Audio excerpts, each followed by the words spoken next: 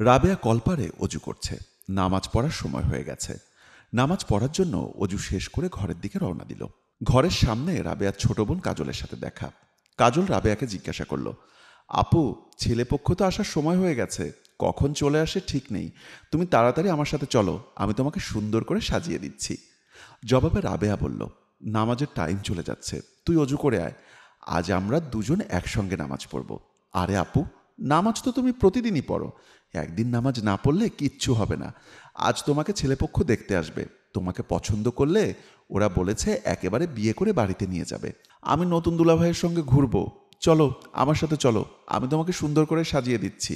কাজল, আমাকে সাজগোজ করতে হবে না, তুই এই যে প্যান্ট টি শার্ট পরেছিস এগুলো চেঞ্জ করে সুন্দর একটা থ্রি পিস পর। আমাকে যদি ছেলেপক্ষ পছন্দ করে তাহলে এমনিতেই করবে। আমার নামাজের টাইম চলে যাচ্ছে, নামাজ পড়তে হবে, তুই যা, অজু করে আয়। কথা বলে রাবেয়া ঘরে চলে গেল। কাজল বলতে লাগলো, এই যুগের মেয়ে আমি, আমি প্যান্ট টি শার্ট খুলে থ্রি পিস পরবো? ওর মতো খ্যাত আমি? না, আমি প্যান্ট শার্ট পরেই থাকবো।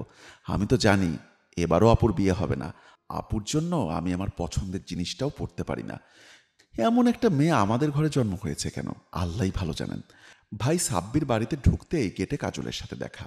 কাজল ভাইকে বলতে লাগলো, আপুকে বললাম সুন্দর করে সাজগোজ করতে, আপু আমার কথায় কোনো পাত্তাই দিল না, আরও আমাকে বলে প্যান্ট টি শার্ট খুলে থ্রি পিস পরতে। এবার যদি আপুর বিয়ে না হয় তাহলে কিন্তু আমার বিয়ের ব্যবস্থা করবা। আপুর কারণে আমাকে বিয়ে দিচ্ছ না। এবার দিয়ে আপুর 11টা বিয়ে ভেঙে গেল আপুর শুধু নামাজ পড়ার কারণে। ঘুমটা দিয়ে থাকে, দেখতে শুনতে কি আপু খারাপ? আমার মতো প্যান্ট টি শার্ট পরলে যে কোনো ছেলের মাথা ঘুরে যাবে, ভালো ঘরে বিয়ে হবে। তুই কথাটা মন্দ বলিসনি, আজকে যে ছেলে রাবেয়াকে দেখতে আসবে এই শহরের 10জন কোটিপতির একজনের ছেলে। এই ছেলে যদি হাতছাড়া হয়ে যায় তাহলে রাবেয়াকে একটা ভ্যান চালায় এমন একটা ছেলে দেখে বিয়ে দিয়ে দিব দেখিস। রান্নাবান্না কত দূর? জবাবে কাজল বলল, সব কিছু রান্নাবান্না শেষ, টেবিলে সাজিয়ে রেখেছি, চল ভেতরে চল, মেহমান আসার সময় হয়ে গেছে। সাব্বির কাজলকে নিয়ে বাড়ির ভেতরে চলে গেল।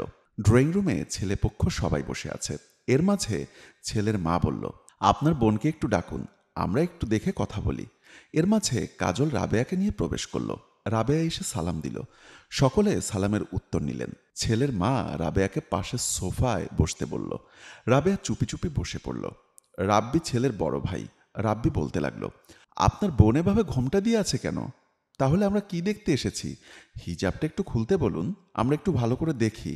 রাবেয়ার ভাই রাবেয়াকে বলল, হিজাবটা খুলে ফেল, ওনারা সবাই তোকে একটু ভালো করে দেখুক। মাপ করবেন,